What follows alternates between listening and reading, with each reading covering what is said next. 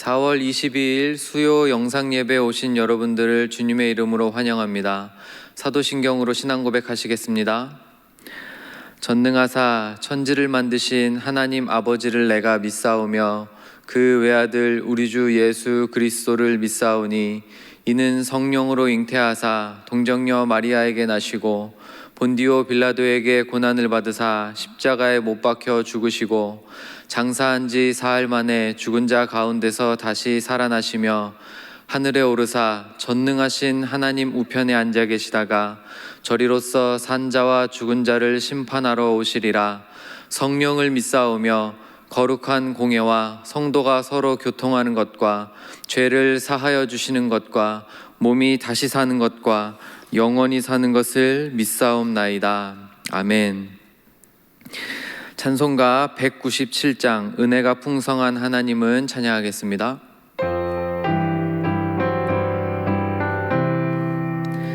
은혜가 풍성한 하나님은 믿는 자 한 사람 한 사람 어제도 오늘도 언제든지 편찮고 보호해 주시네. 주여 성령의 은사들을 오늘도 내리어 주소서. 성령의 뜨거운 불길로서 오늘도 충만케 하소서. 정욕과 죄악에 물든 맘을 성령의 불길로 태우사 정결케 하소서. 태우소서. 깨끗게 하여 주옵소서. 주여 성령의 은사들을 오늘도 내리어 주소서. 성령의 뜨거운 불길로서 오늘도 충만케 하소서. 희생의 제물로 돌아가신 어린 양 우리 주 예수여 구속의 은혜를 내리시사 오늘도 구원해 주소서. 주여 성령의 은사들을 오늘도 내리어 주소서. 성령의 뜨거운 불길로서 오늘도 충만케 하소서. 주님의 깊으신 은혜만을 세상에 널리 전하리니 하늘의 능력과 권세로서 오늘도 입혀주옵소서. 주여 성령의 은사들을 오늘도 내리어 주소서. 성령의 뜨거운 불길로서 오늘도 충만케 하소서. 아멘.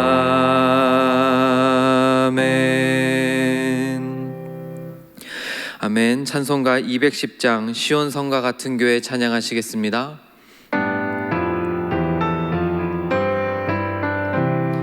시온 성과 같은 교회 그의 영광 한없다.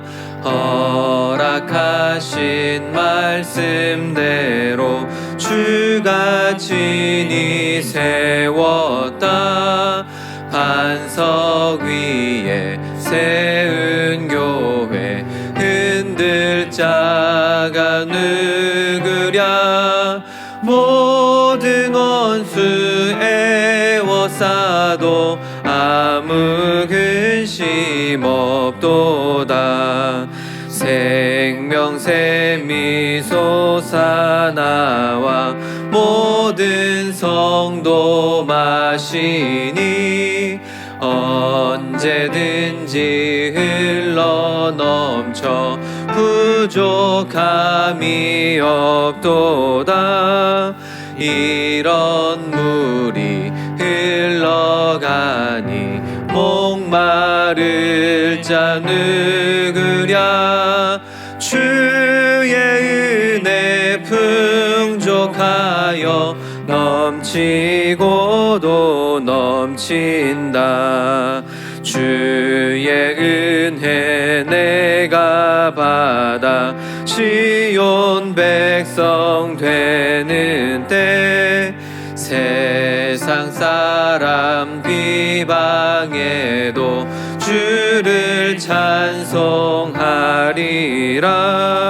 세상 헛된 모든 영광 아침 안개 같으나 주의 자녀 받을 복은 영원 무궁하도다.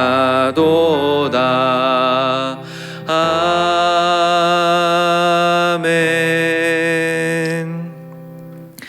이 시간 한민영 전도사님 나오셔서 예배를 위해 기도하시겠습니다.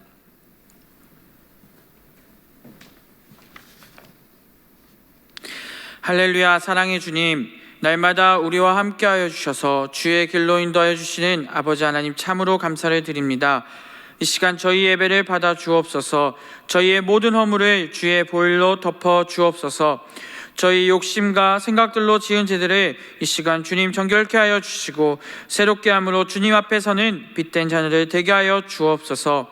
코로나19가 속히 해결되게 하옵소서. 전 세계가 혼란에 빠져 있습니다. 죽어가는 생명들을 보호하시고 속히 치료제가 개발될 수 있게 도와주옵소서. 주님, 특별히 저희가 먼저 주님을 알기 원합니다. 하나님 아버지만을 믿으며 나아가길 원합니다. 주님 붙잡아 주옵소서. 그리하여 주의 말씀을 붙잡고 나아갈 때 어떠한 어려움에서도 형통케 하여 주시고 더할 수 없는 하나님의 사랑을 몸과 마음으로 느끼며 나아가는 주의 복된 자녀들 되게 하여 주옵소서. 이 시간 우리 일상교회를 위해 기도합니다. 교회를 지켜주시고 서로 사랑하는 교회가 되길 원합니다. 함께하지 못해도 어디 있든지 지켜주시고 예배에 최선을 다하며 서로를 위해 기도하고 받은 말씀 가지고 어디서든지 하나님 나라의 확장을 준비하고 노력하는 우리 모두가 되게 하여 주옵소서. 윤상덕 담임 목사님을 위해 기도합니다. 회복 가운데 주님 힘주시고 돌아오시는 길도 안전하게 지켜 주옵소서. 그리하여 일상교회에서 사역들이 주님이 이끄시는 대로 흘러가게 도와 주옵소서. 이 시간 정혜주 목사님 말씀을 전해주십니다. 주님의 말씀이 선포될 때 입술을 주장하여 주시사 이 말씀을 듣고 우리의 마음을 만져주시사 아멘으로 화답하는 시간 되게 하옵소서. 이 시간 온전히 주님 앞에 올려드립니다. 예배의 주인 되어주시며 홀로 영광받아 주옵소서. 감사드리며 예수님의 이름으로 기도드립니다. 아멘.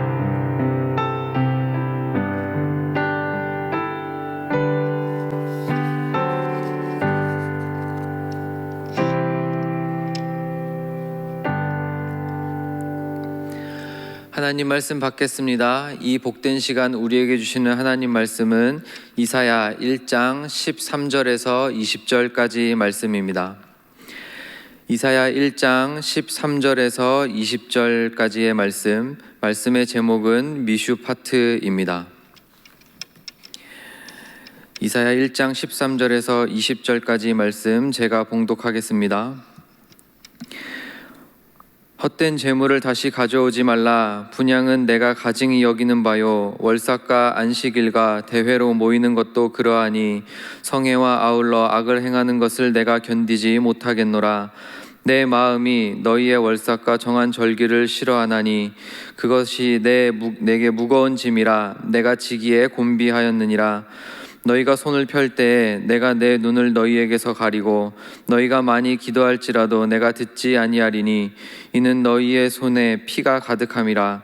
너희는 스스로 씻으며 스스로 깨끗하게 하여 내 목전에서 너희 악한 행실을 버리며 행악을 그치고 선행을 배우며 정의를 구하며 학대받는 자를 도와주며 고아를 위하여 신원하며 과부를 위하여 변호하라 하셨느니라.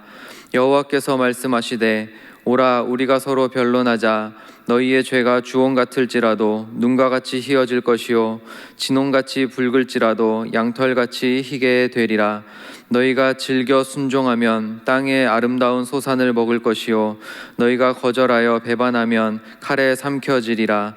여호와의 입의 말씀이니라. 아멘. 사랑합니다. 성경에서 시편을 제외하고 가장 긴 성경이 이사야서인데 오늘은 이사야서 1장의 말씀을 함께 나누려고 합니다. 이사야 선지자는 대략 50년 이상을 사역했던 선지자로서 사역했던 그런 선지자입니다. 1장 1절에 우시야 왕 때부터 소명을 받아서 므낫세 시기까지 사역을 하는데 그 기간이 대략 50년이 조금 넘게 됩니다. 1장부터 굉장히 무거운 이야기로 시작을 하는데 1장 2절에 보시면 하나님께서 재판을 소집하십니다.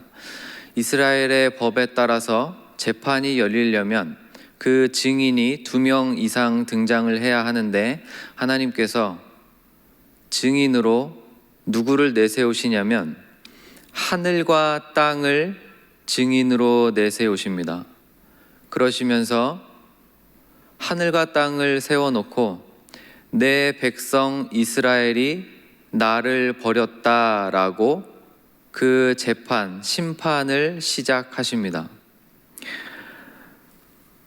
인류 역사가 물론 우리는 과학이 많이 발달해서 달에도 가는 시대를 살고 있지만 인류 역사는 하늘과 땅을 벗어난 적이 없죠.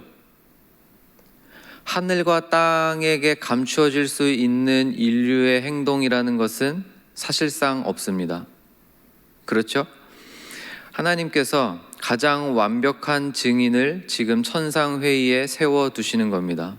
하늘과 땅인을 증인으로 불러다 두시고 봐라 내 백성 이스라엘이 이렇게까지 타락했다라고 지금 재판의 고소문을 읽고 계시는 것입니다. 3절에 보시면 하나님께서 자신의 백성 이스라엘을 이렇게 평가하세요. 짐승도 알만한 것을 이스라엘 백성이 모른다. 그러니까 짐승만도 못한 내 자식이 됐다라고 지금 선언을 하시는 거예요.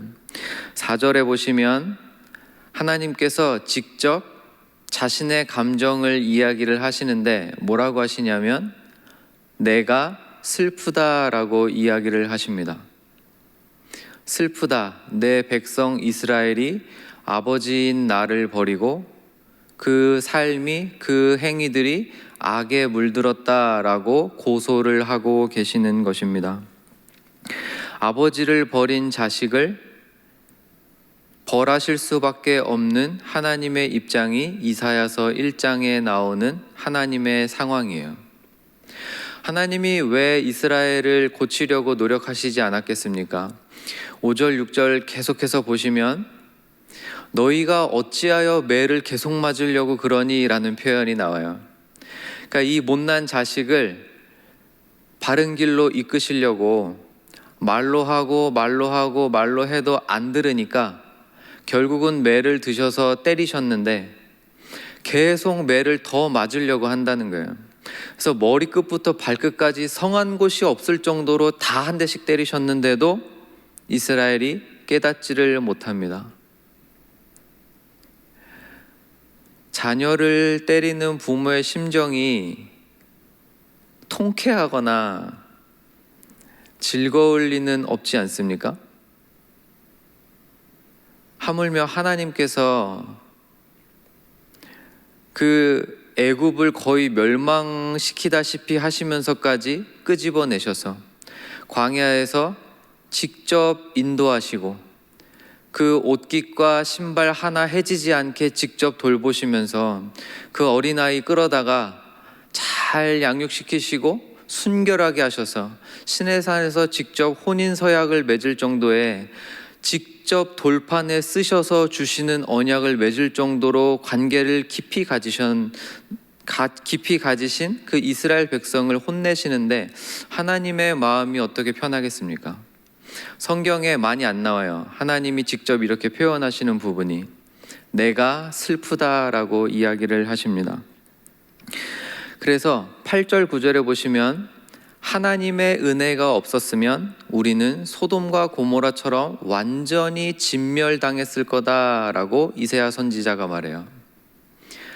정말 하나님이 은혜를 베푸셨으니까 그나마 이만큼 남아있는 거지, 참고 또 참고 멸망시키실 거 참으시고 한 대 때리시고 또 멸망시키실 거 또 참으셔서 한 대 때리시면서 돌아오라 하시고, 이사야서에는 나타나지 않지만 다른 선지서들을 보면 기근으로 때리시고 전쟁으로 때리시고 메뚜기 떼로 때리시고 계속해서 하나님이 여러 가지 방법들을 통해서 이스라엘 백성들을 돌아오게 만드시려고 했지만 끝까지 돌아오지 않는 이스라엘 백성을 보시면서 지금 하나님께서 한탄하고 계시는 것입니다.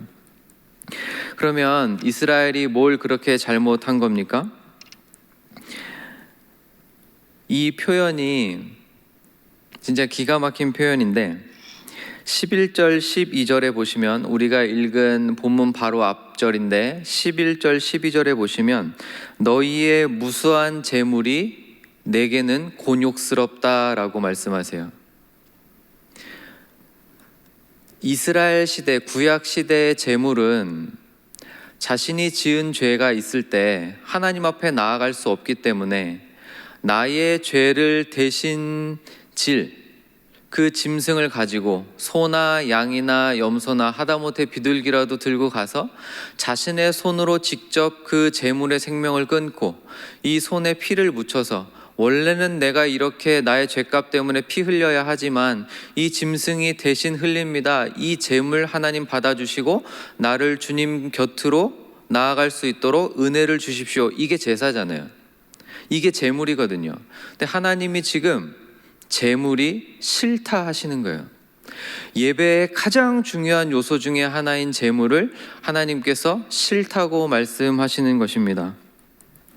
또 여기서 두 가지 표현이 더 나오는데 이것은 함께 읽어보겠습니다. 13절 말씀, 헛된 재물을 다시 가져오지 말라.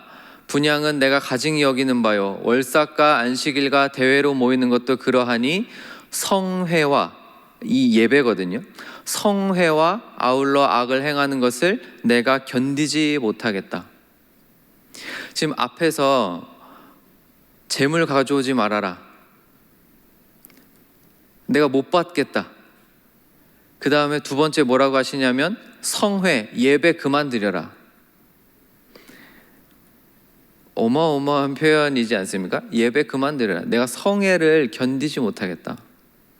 거룩한 모임을, 성회를, 하나님의 백성들이 모여서 찬양하고 주의 말씀을 듣고 제물을 드리는 이 성회를 내가 못 견디겠다 하시는 거예요. 한 가지 표현이 더 나옵니다. 15절인데 이것도 같이 읽어보겠습니다. 너희가 손을 펼 때 내가 내 눈을 너희에게서 가리고 너희가 많이 기도할지라도 내가 듣지 아니하리니 이는 너희의 손에 피가 가득함이라. 보십시오. 하나님께서 재물을 치우라 하세요. 성회로 모이지 말라 하세요. 심지어 기도를 해도 내가 듣지 않겠다라고 말씀하십니다. 모든 게 끊기는 거예요. 하나님의 백성으로서 하나님 앞에 나아가는 모든 통로가 다 끊기는 거예요. 하나님과의 관계가 끊어지려고 하고 있는 것입니다. 왜 이렇게까지 갑니까? 하나님께서 왜 이렇게까지 엄하게 하시는 겁니까? 도대체 이스라엘 백성이 어떻게 했길래 그러는 겁니까? 우리는 너무 많이 들어서 잘 알고 있어요. 우상 숭배 때문에 그렇습니다. 한 번도 재물 가져오는 것을 포기한 적이 없어요. 심지어 말라기 시대에도 포기한 적은 없어요. 흠이 있는 것을 드렸을 망정, 좀 부족한 것을 드렸을 망정 아예 안 드린 적은 없거든요. 근데 하나님께서 지금 다 막아놓고 계시는 것입니다. 왜 그렇습니까? 아까 저희가 함께 읽었던 말씀인데 13절에 이렇게 나와요. 성애와 아울러 악을 행하는 것을 내가 못 견디겠다. 너네가 예배 드린다고 하면서 예배를 드리는데 너희가 악과 함께 예배를 드리는 것을 내가 이제는 못 견디겠다. 예배 잘 드리러 나오고 제물 많이 드리는 거, 기도도 하는 거 좋은데 악과 함께 하는 것을 내가 이제는 견디지 못하겠다. 15절에 내가 너희가 기도해도 듣지 아니하리니 이유가 뭐냐 하면 이는 너희의 손에 피가 가득하기 때문이라는 거예요. 이 피는 제사 드리러 나와서 짐승 잡을 때 묻을 수밖에 없는 피예요. 근데 지금 선지자 이사야는 그 묻은 피를 보고 뭐라고 얘기하는 거냐면 너희 손에 묻은 피는 너희를 정결하게 만드는 그 제물이 흘린 피가 아니고 너희의 죄를 대신 뒤집어 쓴 그 제물의 피가 아니고 너희의 악한 행실로 인해서 다른 사람이 흘린 피를 네 손에 묻히고 기도하고 있다는 거예요. 이게 선지자가 보는 시각입니다. 하나님의 백성들이 몰라요. 내 손에 피가 묻었어. 이건 제물의 피야 라고 말하는데 선지자는 아니야. 너희 손에 묻어있는 물리적인 피는 짐승의 피일지 모르지만 하나님이 보시는 너희의 손바닥에 묻은 피는 너를 정결하게 만드는 피가 아니라 네가 악을 행해서 네가 가난한 자를 압제하고 네가 과부와 고아를 신원하지 않고 네가 선을 행하지 않고 악한 것을 행하고 너의 이익과 너 중심의 삶을 살고 하나님 섬긴다고 말하지만 하나님 사랑한다고 말하지만 그 중심에는 네가 들어가 앉아있는 그 너의 삶이 너의 그 악한 삶이 특히 연약한 자들을 돌보지 않는 선행을 행하지 않는 너의 삶이 악이라는 거예요.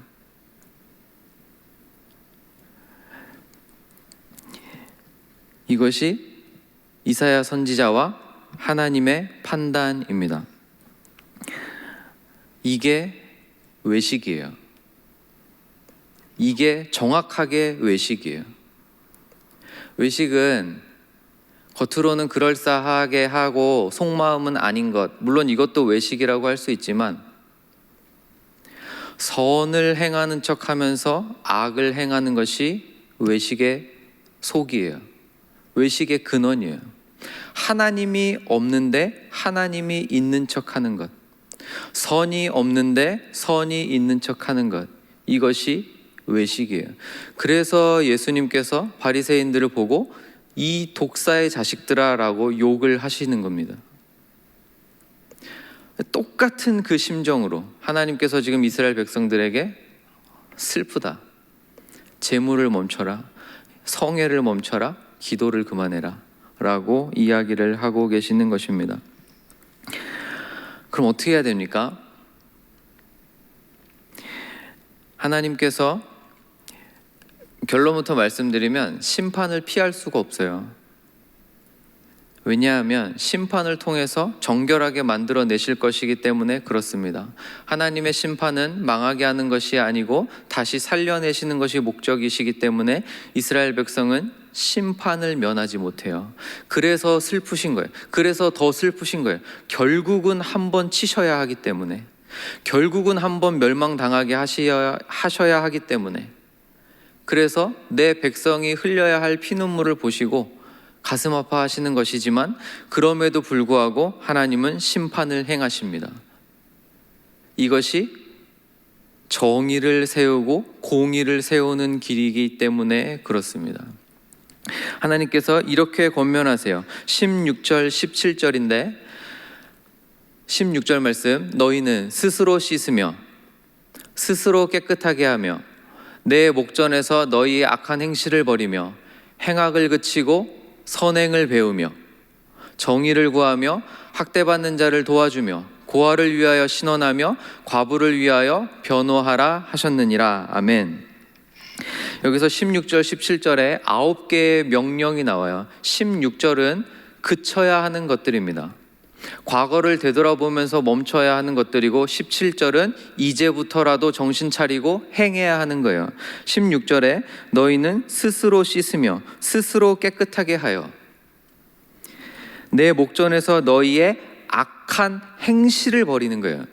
예배를 더 잘 드려야 되는 게 아니에요. 재물을 더 많이 가지고 와야 되는 게 아니에요. 기도를 더 많이 해야 되는 게 아니고, 그게 필요 없다는 말은 아니지만 그것을 더 해서 선을 쌓아라 이런 말씀을 하시지 않고 악을 먼저 제하라는 것입니다. 하나님 앞에서 돌이키는 것을 먼저 하라는 것입니다. 왜요? 성회와 악을 같이 내 앞에 가지고 오는 것을 이제 못 견디시겠다는 거예요. 예배 잘 드리면서 평일에는 다른 사람들 압제하는 거 못 보시겠다는 거예요.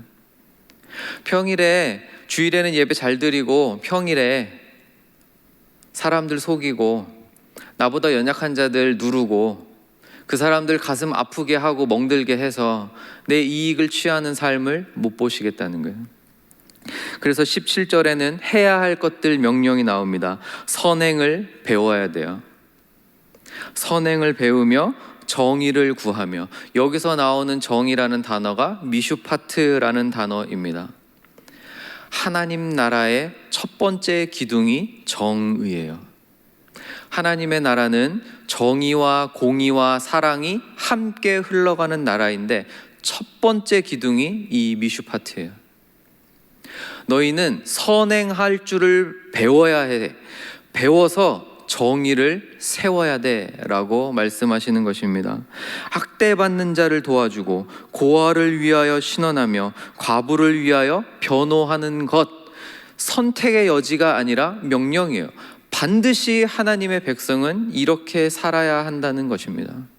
미슈파트를 세우는 삶, 정의를 세우는 삶, 전부 다 돈의 논리와 힘의 논리에 따라서 흘러가는 이 세상 가운데 자격이 없어도, 능력이 없어도, 권세가 없어도, 비록 저 세상의 기준에서 보면 맨 아래에 있는 약자들이지만 그 사람들을 위하여 값없이 베풀 줄 아는,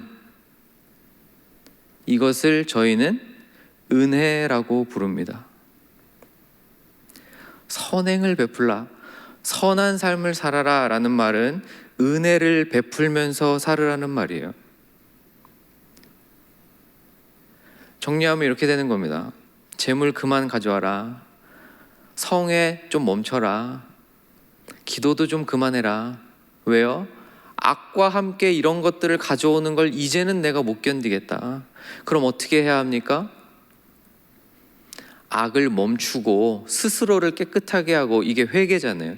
회개하고, 그리고 선한 것을 행하는 방법을 배워서, 노력해서, 생각해서, 회의해서 선한 행동을 하는 걸 배워가지고 정의를 세우는 삶을 살으라는 것입니다. 선택의 여지가 없어요. 명령이에요. 이거 하지 않고 예배하는 거 안 된다는 거예요.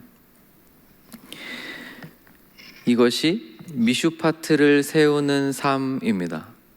하나님의 나라를 세우는 방법 1번, 선행이에요. 구원받는 방법을 이야기하는 게 아닙니다. 선한 일 많이 해야 하나님 기뻐하시고 구원받는 이 얘기를 하는 게 아니에요. 이미 그건 한참 옛날의 일이고 이전의 일이고, 하나님이 어떤 분이신지를 아는 사람들이라면, 신앙이 점점 더 성숙해져 가는 성도들이라면 선택이 아니에요.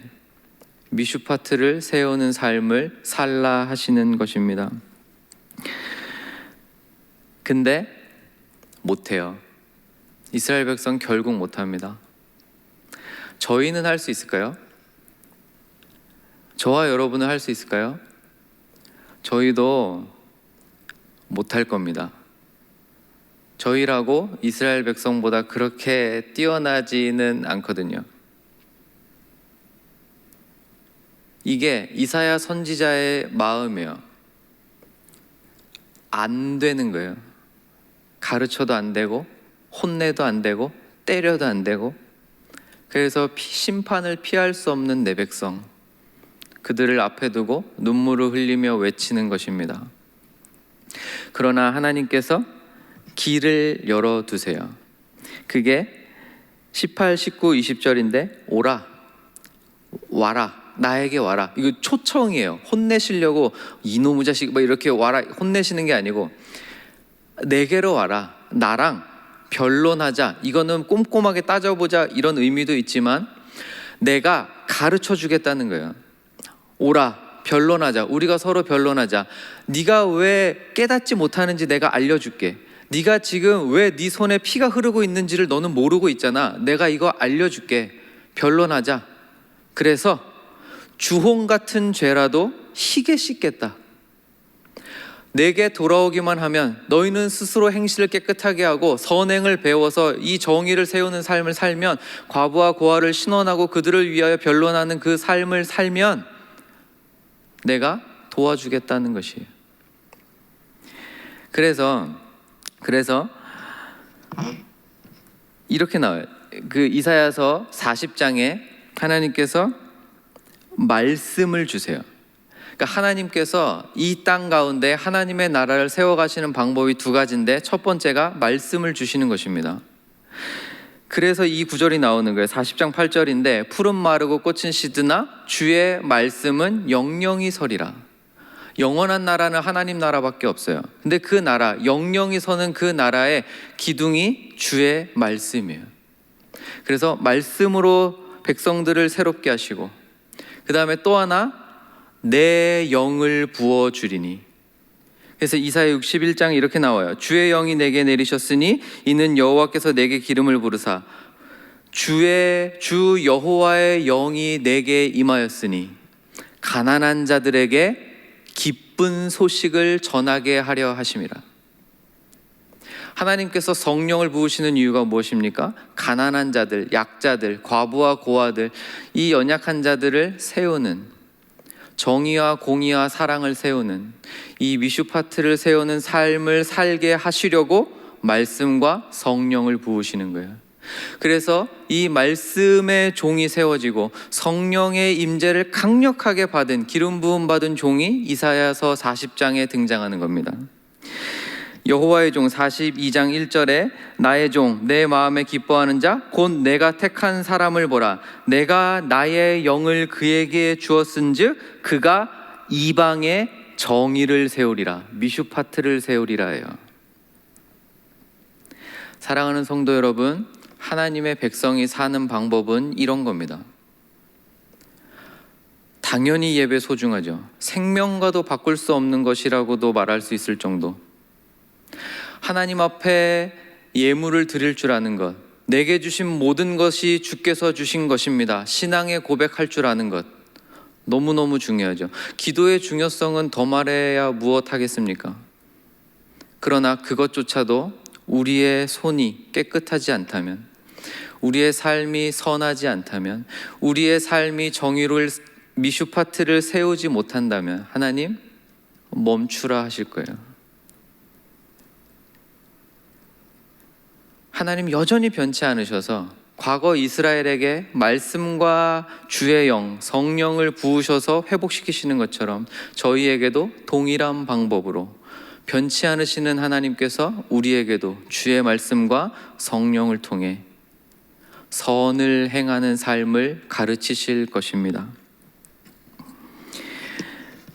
이사야서 맨 마지막이 65장, 66장, 이게 두 장이 사실은 한 문장인데, 한 문단인데, 저희가 이사야서 1장 맨 처음에서 하나님이 하늘과 땅을 증인으로 부르시고 재판을 시작하셨잖아요.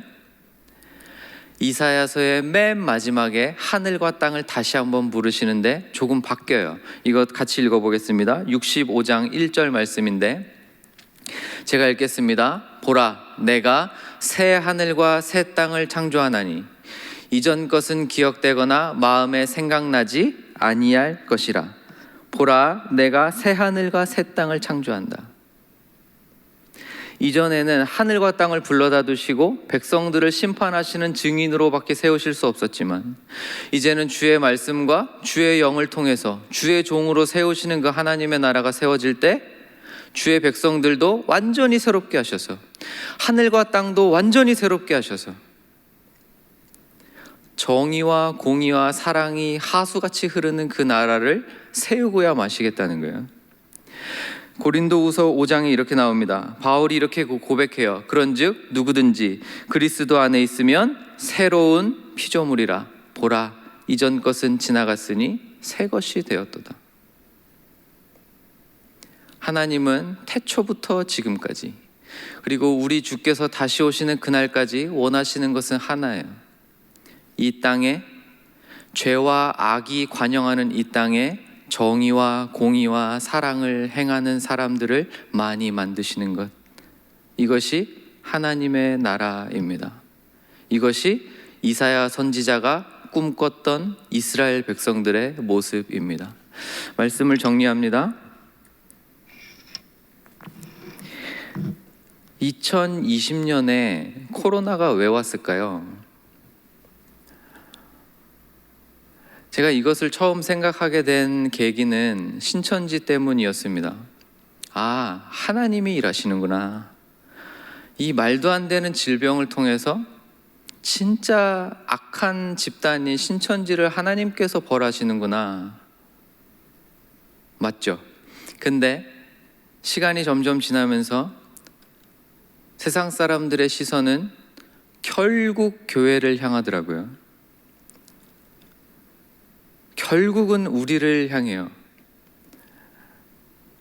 그 결과 우리는 예배를 멈추었습니다. 물론 멈추진 않았죠. 각자의 처소에서 드리게 되었지만 함께 모여 드리는 이 공예배를, 이 예배당에서 드리는 예배를 멈출 수밖에 없게 됐어요. 이렇게 전 지구적인 일이 어떻게 우연이겠습니까? 주의 예배가 멈추는 일이 어떻게 우연이겠어요? 하나님이 뭐라고 하시는 걸까요?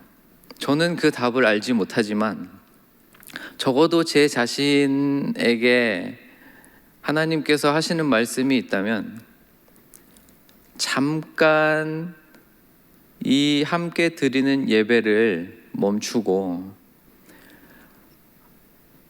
가정에서 영상으로밖에 드릴 수 없는 예배를, 너 혼자밖에 드릴 수 없는 예배를 드리면서 네가 얼마나 선행을 하고 있는지, 네가 얼마나 착하게 살고 있는지, 자칫 잘못하면 우리 손에 남의 마음에 못 박고 흘리는 피를 담고 있지는 않은지 돌아보라 하시는 것 같습니다. 나의 신앙생활은, 나의 예배는, 나의 헌금은, 나의 기도는 외식은 아닌지 돌아보고, 혹여나 그런 모습이 있다면 스스로 깨끗하게 하고 선행하는 법을 다시 공부해서, 다시 배워서 정말 선을 행하는 삶을 살으라 말씀하시는 것 같습니다. 감히 도전을 드립니다. 나의 신앙생활을 정말 되돌아보시고 혹여나 외식하는 모습이 있다면 스스로 깨끗하게 하시고 선행을 배우셔서 정의를 세우는 삶을 사시기를 주님의 이름으로 축원드립니다. 한 가지만 더 덧붙입니다. 내 힘으로만은 되지 않습니다. 내 힘으로만은 되지 않습니다. 말씀과 주의 영의 도움을 받으십시오. 이 말씀 붙들고 사시고 기도하시면서 주님 은혜 달라고 기도하시고 말씀과 주의 영의 도움을 받으셔서 정말 하나님 앞에 부끄러움 없는 삶 살다가 주님 앞에 갔을 때 아버지, 아들이 왔습니다. 아버지, 딸이 왔습니다.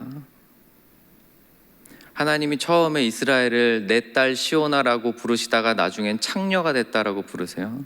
그런 백성 아니고 정말 순결한 신부처럼 주님 앞에 올라가는 저와 여러분 되시기를 주님의 이름으로 축원드립니다. 기도하겠습니다.